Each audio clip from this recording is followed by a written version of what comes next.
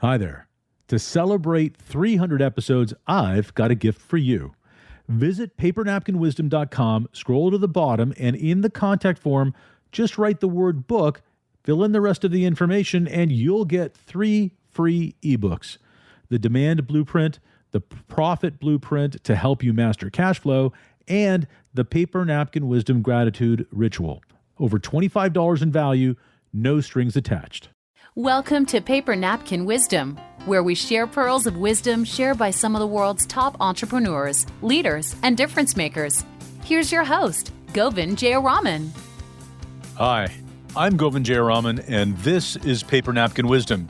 Today, well, it's one of those conversations that invites you to slow down, look deeper, and maybe even notice something you've been avoiding. Because when you think about it, there's a moment in every leader's journey where doing more stops working and doing better starts to matter. Our guest this week gives us that insight and right at that intersection. Noah Ellis wrote 3 deceptively simple words on his napkin. And depending upon where you are on your journey, that might mean something slightly different to you than it will mean to somebody else. Maybe it's an idea you've been postponing. Maybe it's an uncomfortable conversation. Maybe it's the discipline of showing up where the real work actually happens. Or maybe it's just giving your full presence to the people you serve. What becomes possible when you stop spreading yourself thin and start doing fewer things better? Noah has built an entire philosophy, an entire hospitality brand around that question. From watching guests' body language to understanding the difference between a bad idea and bad execution, he's learned that excellence isn't theoretical, it's experimental. And you have to be there to understand it. You have to do the thing to create it. So as you listen today, you may discover insights that you didn't expect. You might find yourself rethinking how to define value or how you evaluate what's working, or even how you show up for the people who rely on you. And maybe, just maybe, you'll walk away ready to do the thing that's been waiting for you. Let's dive into my conversation with Noah Ellis. Noah Ellis, welcome to Paper Napkin Wisdom. Excited to have you here with us today. Thanks so much for having me. So you shared a really long napkin with lots of words crammed onto the napkin. I love it when napkins show up like this. It has 3 words on it, and it says, do the thing. And Underline, bold and print. Yeah, and a big period at the end. Why did you share that with me? So something I've kind of realized in life, but it's taken me longer to put together than I'd like to admit, is kind of everything that you want is on the other side of something you want to do, or you don't want to do rather. So for me, and I think it can get interpreted a lot of different ways, but I really look at it as, maybe not compromise, but some sort of dichotomy. So it's not, I think some people who know me and people who sort of see it always think like, and especially these days with the notion of this like hustle culture and grind culture, it means just work harder and do more. And I don't necessarily think that's the case, although those aren't bad attributes to have. I think, for me, do the thing is whatever it is that at the moment seems hard and maybe you don't want to do is probably the right decision and the thing that you need to go through and do. So I think you've got, for some people, and I might want myself in this, sitting down and just grinding and working harder and kind of running through the wall instead of maybe taking a step back to be a little introspective and look around and see if maybe there's a window or door to the side you could go through. We just smash through the wall. I think for other people, inaction and thoughtfulness is their default, and sometimes those people do need to just smash through the wall. So it's, for me, it's kind of, I think you had a few guests ago, someone, Kevin, I think Barnacle, and he had this notion of like, do the opposite. And that's actually, and he was a lot more eloquent than I was about it, or than I am about it. But I think there's this notion of, it's a little bit contrarian, or put yourself on the other side of the table, or, his was more about the marketplace, I think. But for me, it's kind of internal, where if you really want to go right, you should strongly consider maybe going left at this time.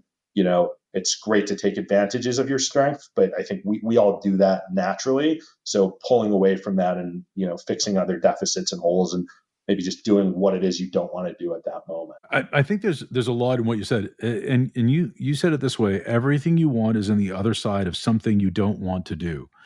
And I think that what you're saying also, and the next part of that was, we have to challenge our normal approach about that, right? So if you're a contemplative person, that may mean instead of contemplating, you need to go to action. If you're an action-oriented person, maybe you don't want to just smash through the door. Maybe you need to think about it, right? Is that what you're saying? You're sort of almost bringing Kevin's idea of do the opposite, but do the opposite of what you usually do in order to get to something. Yeah, absolutely. Absolutely. And it's funny. So at the last company I was at, it was called Arrive Hotels, and I was a bit younger then, both emotionally and, age wise.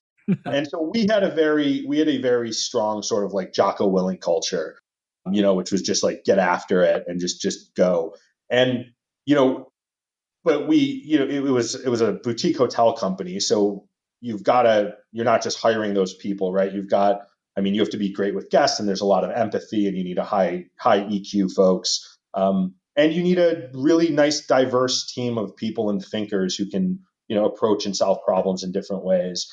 And, at the same time, though, I'd been listening to and reading Seth Godin for a really long time. And so my very rudimentary way of approaching this was, the folks who are all in on Jocko need to read some Seth Godin, and maybe some like Brene Brown. And the folks who are on that side maybe need a little bit more like just Jocko Willink, like stop being contemplative, to use your words, and just really, dive in and take action.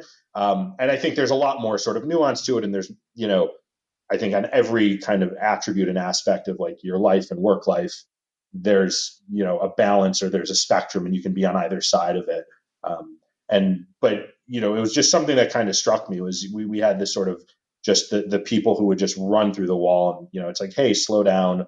Let's maybe work on, nobody's impugning your work ethic. We don't need to lean into that. Like maybe we sort of focus on being more contemplative and, figuring out if there's maybe a smarter way to get things done, or a gentler way that will appeal to the team, to the guests, could help with the business, and, vice versa. So it's been this kind of evolving thing where it took me a handful of years to really realize, and for myself too, a lot of the mistakes I've made, and a lot of the failures and misses I've had, are because I just kept doing exactly what had gotten me results. But there's this great book, what got you here won't get you there. And you sort of think about that, and it's like, okay, if we want to advance and we want to progress and proceed through life and do better and better and better, at some level, the next step up always requires a different set of skills. Yeah, that's absolutely right. And there's a lot there. And one of the things I want to say is, you said it in what you shared, there was a lot of recognition, and you did bring up, Goldsmith's book, right? It was a brilliant book about what brought you here isn't going to take you there. The brilliance of all of this is, even in your own story, you're sharing that the things that you use to get to those previous roles or those previous opportunities aren't going to create the future. And one of the ideas that we talk about here often is this idea of a future how. You need to be focused on where you want to go to invent the way you're going to do it, because the way you're going to do it can't be just leaning backward, because if you're leaning backward, you're going to fall backward. But because what you did to get where you are, well, you figured that part out. You're here. But that's not what's going to take you there. So you've got to align to where you are, focus on what you want, and take the next step. Invent that future how. And doing the thing really gets you focused on that. But you're not saying do the thing randomly. You're saying do the thing, but focus on what you want. Focus on where you're going, right? So you admitted that, you've experimented with this and it didn't work out. So let's talk about the story. Let's talk about the career story. You've been in the, the hospitality industry, the hotel business for a little while. Let's talk about that journey and how you learned this lesson. Sure. So, I mean, I started when I started washing dishes when I was 13. It was a summer job, And that wasn't like your mom and dad told you to wash dishes. You're doing as a job washing dishes.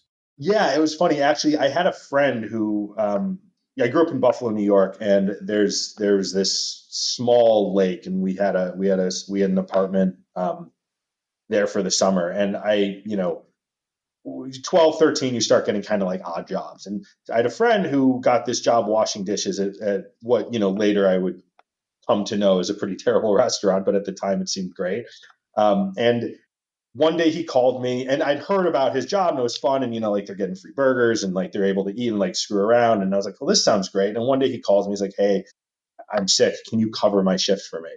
And thinking about it today, like, I don't know what I would do if just, I had one person hired and just their buddy showed up for a shift. But, without dating myself back then, like I just showed up for the shift and it was totally okay.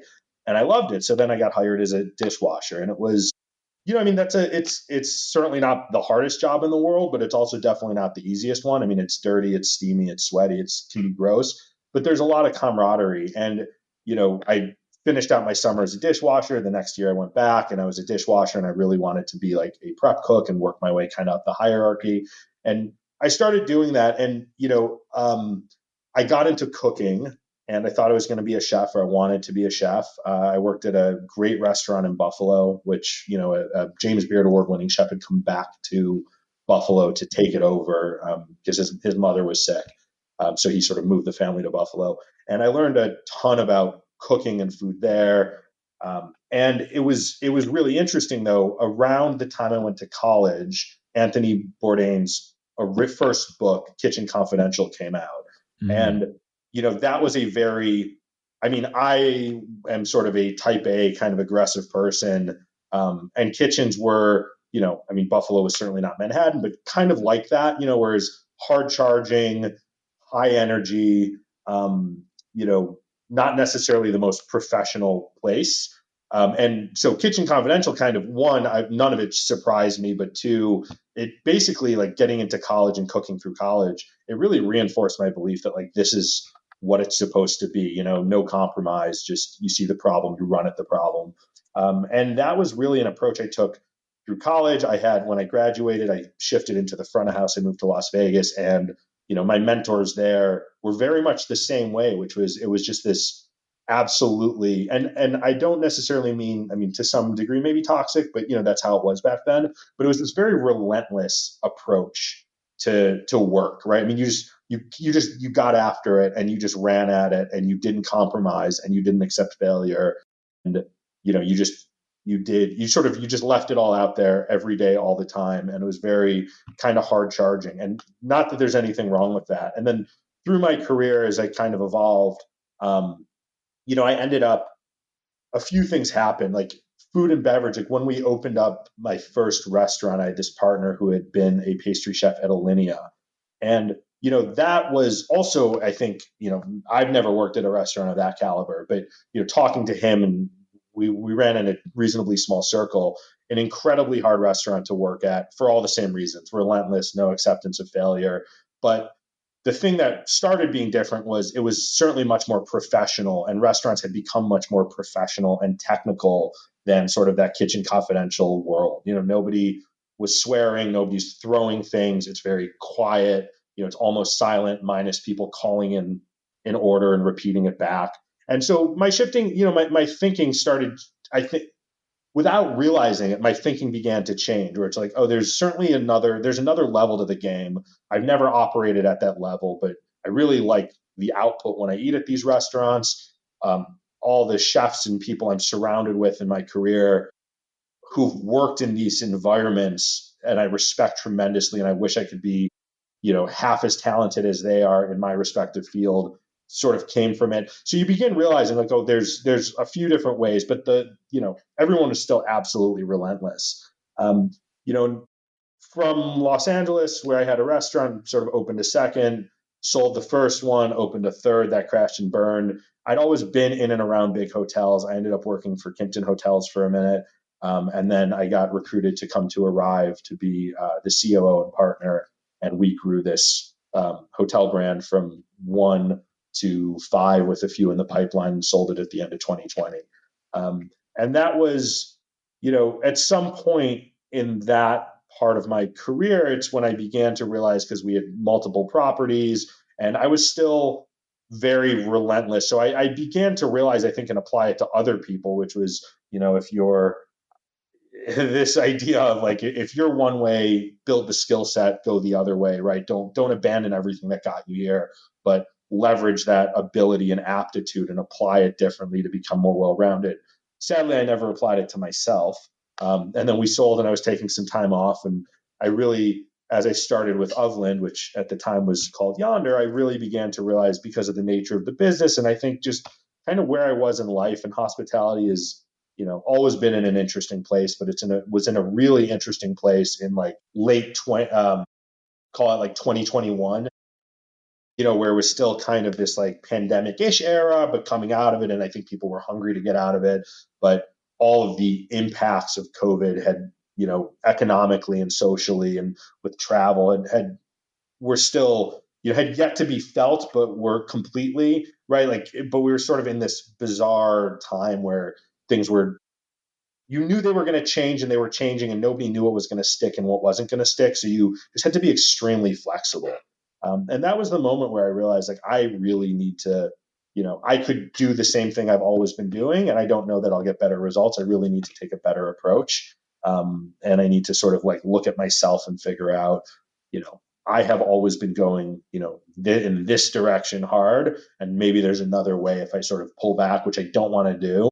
And I don't want to relinquish control and autonomy and all these things. And it started, as I started doing that, I sort of applied it to the rest of my life, which was whatever in the moment I don't want to do, because it's going to be maybe not physically difficult for me, but like just difficult to let go, or difficult to slow down, or difficult to stop and think instead of jumping into action. And as I started doing that, I just started getting kind of better results. And I noticed I was also like a lot happier. And I really started, diving into that and kind of accepting it in life. Sorry, that was really long-winded. No, there's a lot there. I think that's amazing. One of the things that I noticed in the way you told your story, you talked about the restaurants and how they evolved. Then you talked about how, the hotel industry evolved up to 2020, of course, COVID year, and then following. And each time you're talking about these pivots, what I noticed about each one of them is that you approach it with a great deal of curiosity. Is that something learned, or is that something that you've always had? Have you always had that, hey, what's on the other side of this? What's the other opportunity? What's the other piece? And how do you de-risk that in a business that you increasingly know very well? Like, you've been in hotels for a while now. You understand that business very well. You've gone from, you've built one organization and you're doing it again with Ofland. And what does that look like? How do you get to that curious place? I think I've always been naturally very curious, probably to a detriment. I mean, I think if you asked my mom or my brother, like, there was a point where, I cut an electrical cord and for fun and plugged it in the socket to see what would happen. So that was, I think there's some upside and some downside to that. I don't know that I ever thought about really de-risking it. I think I've slowed down on some of the curiosity as far as it goes to risk taking. But really, that is one, I think, as I've aged, what is fun and you accept it, in your 20s is very different than your 30s than your 40s. And the thing I've kind of boiled it all down to, at least specifically for me, is we want to make people happy. I mean, we're in hospitality, and, Ofland is an outdoor boutique hotel company. And that's sort of, to some degree, a great place to be for that, because even if you're in boutique hotels and business, right? I mean, business travelers are not always or necessarily the happiest people. They're going to a city for work. But at the point where you're taking time off and sort of getting to the outdoors, and you're taking a long drive to get there, like, you're there to have a good time, and it's our job to make you happy. And so I think curiosity in terms of iteration and trying new things, once you've sort of figured out that the goal, and this is, another one, right? My goal is always to sort of be the best. And I didn't quantify that really well. And it was really the best from my view. And the thing I abandoned is, it doesn't really matter what I think. I might be in the demographic and the psychographic for a product we're putting out, but what I almost know too much, right? What I consider the best is, one, maybe not in line at all with what people want, but what's more likely is sort of that 80-20 rule, where that last 20% that I care, that I think is really neat and I'm curious about, frequently doesn't show a lot of return to most people, right? I mean, we all use 20% of a product, but it's sort of a different 20%. And so I really look at it like the curiosity in terms of how to make people happy is useful. And I think, to answer your question, that's kind of how I've de-risked it or harnessed it. Like, what is the best way to make people happy? But it's 10 years ago, it was, what's something new we can do, period, full stop, right? And like, maybe, it should obviously make things like better, but technically better, and what people want better, and which leads to them being happy or not happy, are really different things. And so I've just really like simplified. It's like, it's not about what I want to do. It's not about awards and accolades. It's, let's make people happy. And we think about that very holistically, right? I mean, that includes everything on the guest journey. It includes the value proposition, which is a huge thing, right? Like, I could put $100 in every hotel room, but like, every time someone checks in, and I think they would be happy, but one, probably our investors wouldn't be happy, or I'd have to pass that cost on to the guest, and ultimately they wouldn't. So it's really about like holistically thinking about, how do we make sure that everyone's happier when they leave than when they arrived, or when they have fond memories of us when they think about us. And I think that's been that's been another one of those turning things where I was just so focused on technical aspects in terms of a measure of quality, instead of like, what is the human who's actually experiencing this? How do they feel about it? Yeah, that's interesting. And one of the things that I think that's also interesting about your approach is finding this, idea of getting through the other level, or through this relentless approach of finding the uncomfortable path, the less worn path. And one of the ideas, again, that we explore here often is this idea that growth is often uncomfortable. Growth is, if you're finding and it's ironic, right? You've got this beautiful outdoor boutique hotel, and when I saw images of it, it's glamping on steroids, right? It's just absolutely gorgeous, beautiful outdoor cabins and campgrounds, but it's vintage Airstreams and all kinds of really cool stuff in the desert. So you've got this really beautiful glamping experience, but what you're creating for people is this. In order to get there, you took an uncomfortable approach to get there, right? You're finding this growth in an uncomfortable way, and I think that's really interesting. In order to do that, you've got to make sure your buckets are full, right? You have to make sure that your energy is in the right place, that you're not dealing from a place of scarcity. And I think that you've hinted at this a lot. You talked about reading Bourdain, you talked about Goldsmith, you talked about Seth, you talked about, a lot of thought leaders that you've devoured along the way. Is this how you make sure that you've got your buckets full? Is this what you do to center yourself before thinking about how to get to where you want? Yes, I read a lot. I listen to a lot of podcasts because, a lot of flight time and a lot of drive time sort of gives you the ability to do a lot of listening and introspection. I think over the last few years, fewer podcasts. Like I don't devour quite as much. There's sort of other activities in life, I think, that sort of help me be centered. Like, one thing I know, I sort of have two physical activities that do the same but in different directions. One thing I noticed is like I love swimming laps, and I can sort of jump into the pool and have a bunch of problems to solve. And I, not necessarily sort of alternate between focusing on technique and thinking about problems. And somehow by the end of my swim, and I can never pinpoint when it happens, and I'll sort of try to, and like you just lose it. But I've kind of got the solution to a lot of the problems, right? I've been able to think through it both consciously and unconsciously. And I do jujitsu, which is kind of the opposite, which is you step on the mat and just nothing matters, right? Everything else in your life for that one period of time, and maybe in the first 5 minutes of class, I'll be thinking about something at work or something in my personal life or whatever it is. And I don't remember when it leaves me, but all the problems are gone. And somehow I wake up the next day or after class, eat something, take a shower, and I've got solutions to the problem. And I think it's because you're so disconnected, your mind works on other things consciously. And you're dealing with the problem of like, how do I do these physical movements? How do I prevent this guy who wants to kill me in the moment from killing me? That's right. Subconsciously, everything just kind of clicks. Because, at some point, like there's a pretty finite number of podcasts and podcast guests. So even when you love something for a period of time, episode 180 and 300, if you've listened to all of them, like it's not that it doesn't provide returns, but they're diminishing returns, right? You've heard similar things, or you've seen the same guest on 10 or 15 episodes of different podcasts, or you've read the books and you've read the sequel and now you're on their third book. And, so at some point I think like I've just let myself also process and think about it. So I think it's a real balance.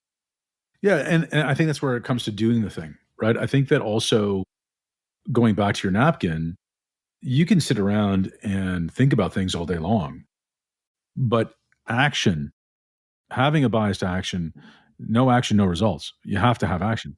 And I love the contrast of swimming laps versus finding yourself on the mat. When you find yourself on the mat in jiu-jitsu, you've got to be focused on what's happening there, because if you're not, you'll end up on the mat. And that doesn't always feel great.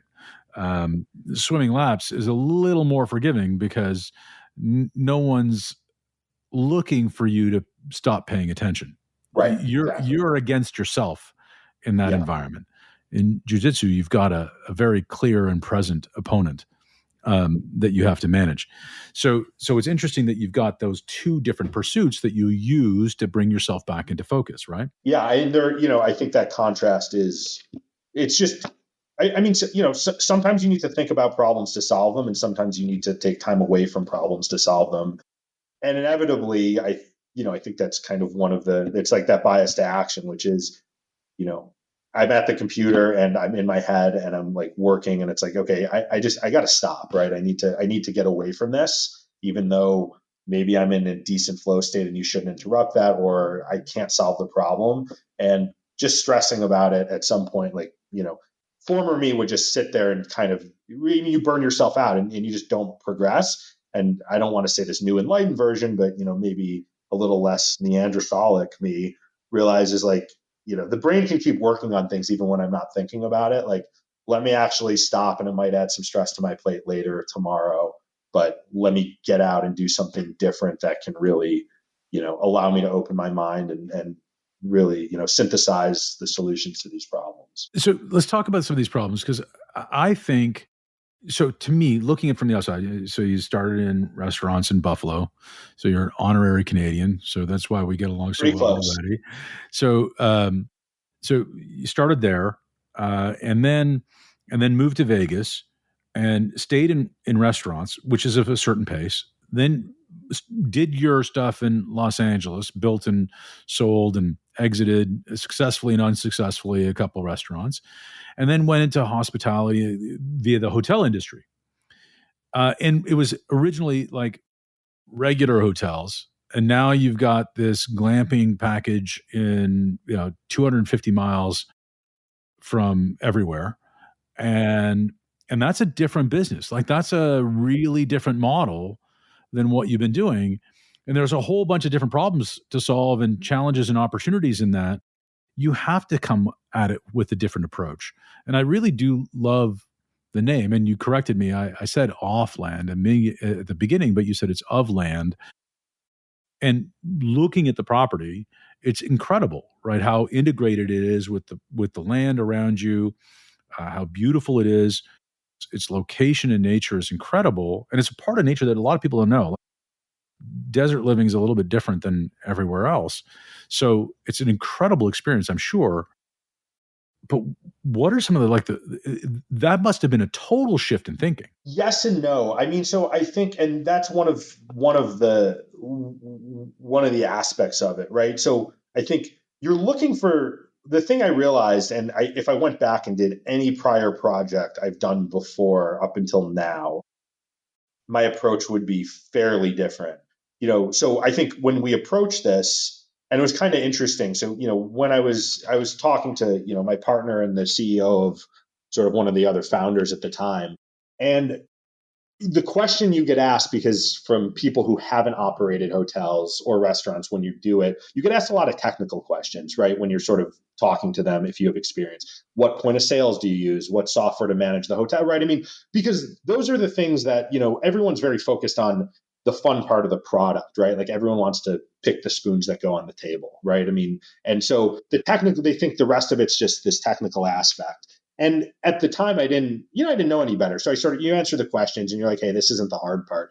I think what this has really taught me though, is like, you just got to make people happy. Right. And because there's so much we can't do being in the middle of nowhere, but also because being in the middle of nowhere provides, right? I mean, like Mother Nature has built our product for us. It's our job to not screw it up. Right. I always make, the steakhouse analogy, which is like our site, our location, and the beauty of that's the steak on the plate, right? Like we just need to not over garnish it. We need to make sure that like it gets to the table hot and it works. But, it's not about throwing a bunch of stuff on top. And really it's, fundamentally it's our job to make people happy. And this is really, I think, clarified that for me. And there's you can do so much less than you think. What you really need are some great people who are really friendly and empathetic and attentive.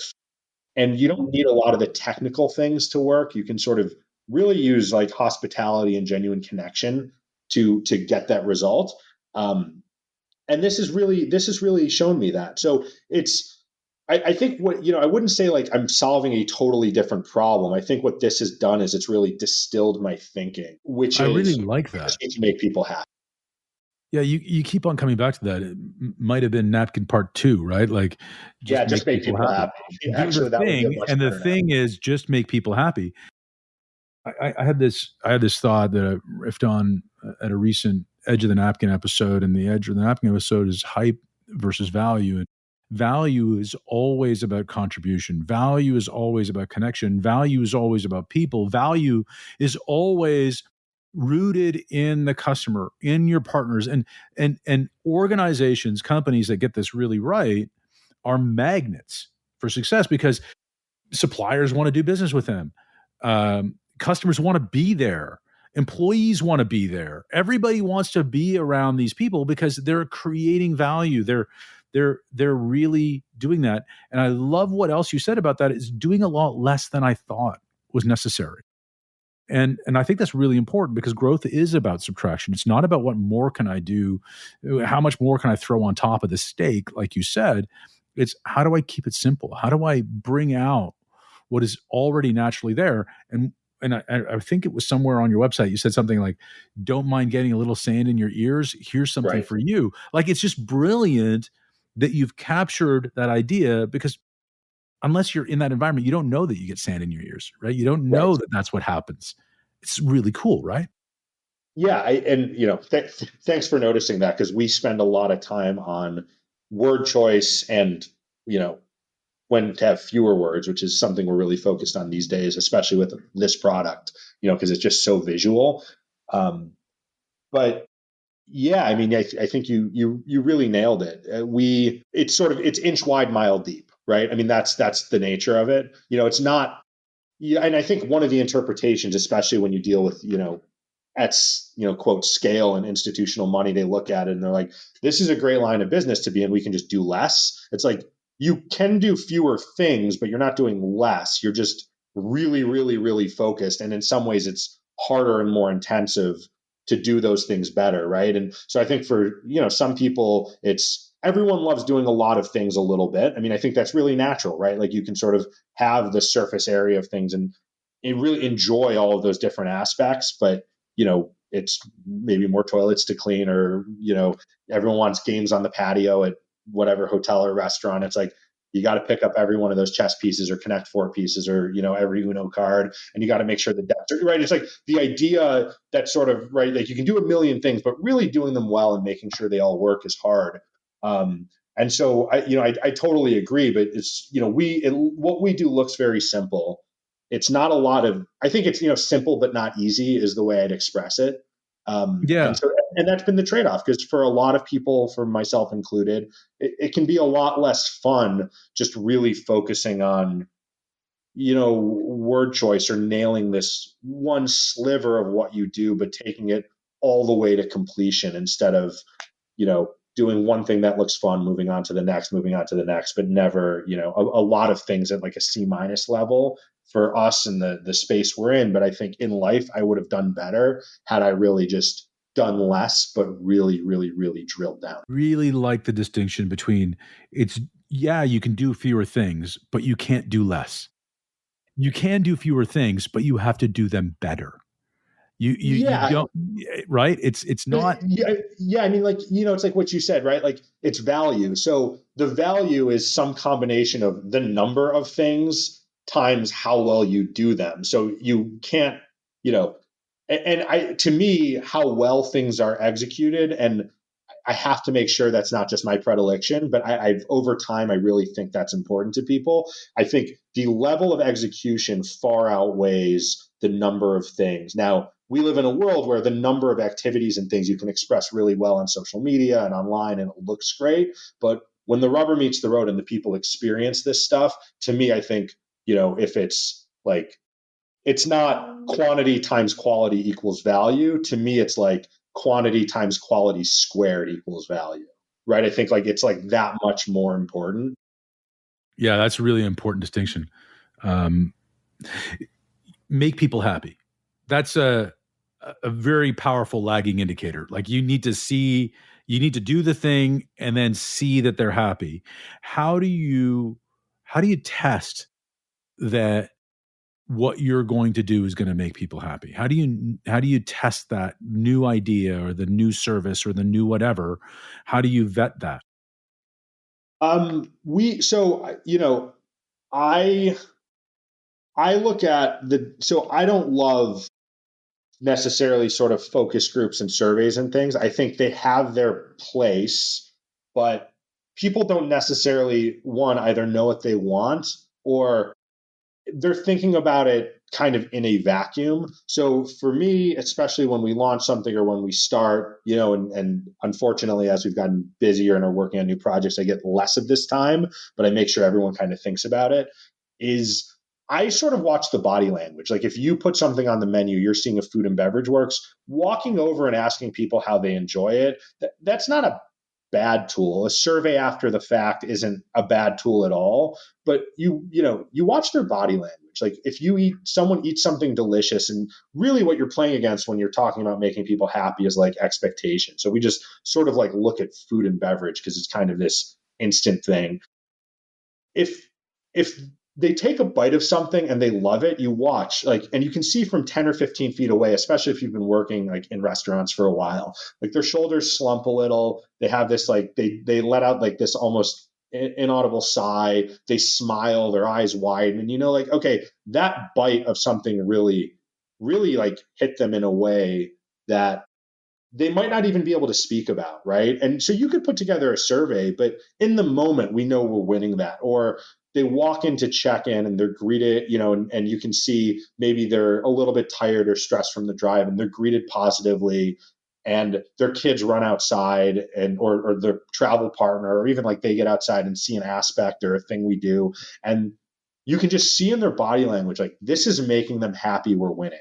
And to me, I think what's unsaid is absolutely critical. And I don't know that there's a great way to measure that without one being empathetic and having taken the time in your career to like develop your ability to read people, and two, putting yourself physically in that place where you can see it, right? I mean, I think everyone would love to lean on like technology and surveys and focus groups, but I don't think that I don't think that would tell the story in exactly the same way. And you've also got to sort of be around to understand, like, if we do something, like if we implement something or we try something out and it doesn't hit, then there's this other important question, which is our idea bad or is our execution bad? Right. And I think you've got to just kind of know your space and understand your product to be able to very quickly, like, I mean, I use food as just a good example because, rooms are a little more challenging where you obviously aren't with the guest when they check into their room. Like you have to gauge their reaction around property, but you don't necessarily see their immediate reactions to things. But food and beverage is so instantaneous. Like when you've been around it enough, you can sort of like look at and smell the food as it's coming out, or in the area. And I know, like, if that burger or those fries are undercooked, overcooked, whatever, and somebody takes a bite and they're not happy, that doesn't mean we've got the wrong menu item, right? That just means like we didn't execute it to the right level. And so I always have this conversation with people, which is like, because everyone in our industry, not everyone, a lot of people, we all compare ourselves to other places. And so, we'll go to, like, sometimes you go to a hotel, a restaurant, whatever, and you kind of want it to be, maybe you don't want it to be bad, but you want to feel good about yourself. And a lot of times, like we all miss on experiences. And so my question is like, does it suck then, or did it suck that one time? And those are really different things. And so to answer your question, like you've just got to be, in it to understand, is it hitting or not? And if not, why isn't it hitting, right? Like, are we not delivering what we promised, or is what we're promising just not making people happy? And then you kind of keep going down the decision tree and working on it and cleaning up, and you get to the right place. I don't know that there's as with everything else, right? Like sometimes you got to just do the thing. Like you got to be there. It would be way easier to install some software and just get a result. But I think being there and engaging with people both, verbally and non-verbally is just so critical to what we do. It's really funny as you were talking, I had written down, be present, be there. And you said that. And part of doing the thing is there's no substitution for looking your customer in the eye. There's no substitution. And we know when we're looking someone in the eye, if what we've given them has been good or not. And we can see that because they appreciate it. And I think that's a beautiful way to segue into how we close our episodes. 11 years ago, John Rulin, a great friend of the show, gave us a napkin that said, "What you appreciate appreciates." And his idea is that when you appreciate someone, or when you appreciate a client or a customer or an employee or whatever the case might be, they appreciate and value. They light up, and they light up people around them too. And that is a great gift to give. And he would always start with that. And he created a movement around it. Suddenly passed away last year. And as a shout out to him, we continue to pay forward his movement of gratitude. And we ask our guests to shout out someone and lay some appreciation on someone around them. Who would you like to shout out today, Noah? I think for me, I worked with, when I joined the Mina Group under Michael Mina, we had just hired a corporate pastry chef we were based in the same restaurant, which was opening.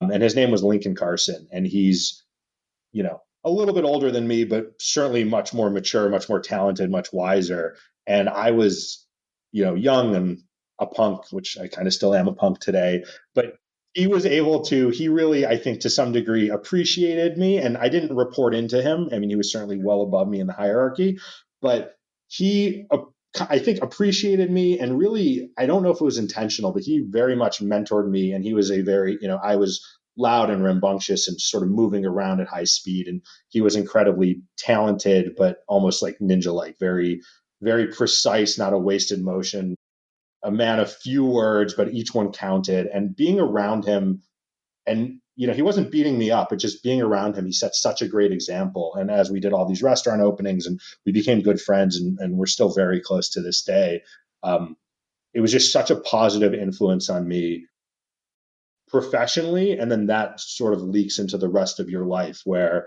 I went from being, I think at the time I was talented and able to achieve, but kind of like a hot mess, to a little bit of a professional. And it certainly wasn't instantaneous, and I'm still working on it, but he was just such an incredible influence and supportive. And I think unknowingly, he really mentored me and set such a great example for me that I still, take his lessons to this day. That's amazing. Thanks for that, Noah. Thanks for joining me. Thank you. Thanks for having me. Noah, thank you. What a powerful conversation, and what a reminder that the work that matters, the work that creates real value, isn't loud, complicated, or scattered. It's focused, present, intentional. It's the courage to do the thing, even when it's not glamorous, and even when, maybe especially when, nobody's watching. Today, you helped us see that excellence comes from being there, really there, watching the body language, noticing the unsaid, reading the reactions that data can't capture, and choosing fewer things done better instead of more things done poorly. Those insights are going to resonate for a long time. And here are the key takeaways we explored today. Do fewer things, but do them better. Simplicity doesn't mean ease, it means discipline. Execution outranks variety.